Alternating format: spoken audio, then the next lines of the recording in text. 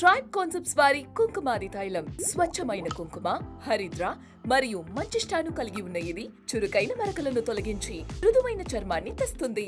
కొనండి the tribe concepts వారి 24 carrot Kumkumadi తైలంను.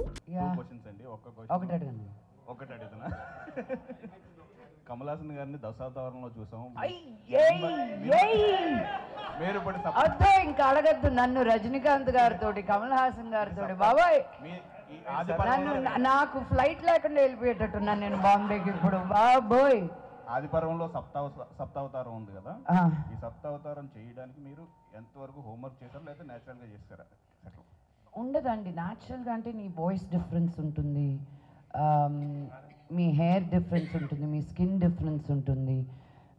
నేను అక్కడే ఇప్పుడు ఏ టైంలో జరుగుతుందండి నేను డైరెక్టర్ గారితో, బికాజ్ ఒకే రోజులో 3 గెటప్లు చేసేవాళ్ళం, బట్ అది సీక్వెన్షియల్గా రాదు కదా.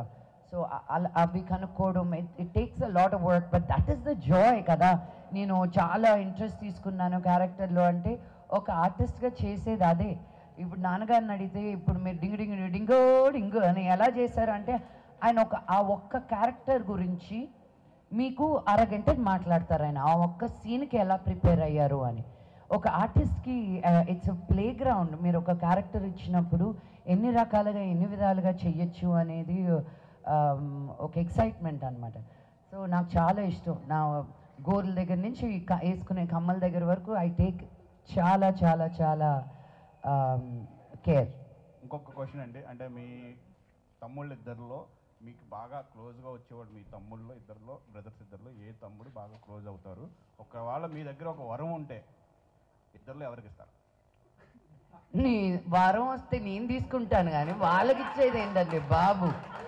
వాళ్ళు ఇండియాలో మొగాళ్ళుగా పుట్టారు, అదే వాళ్ళకున్న ఇది, అదే ఒక పెద్ద వరం వాళ్ళకి.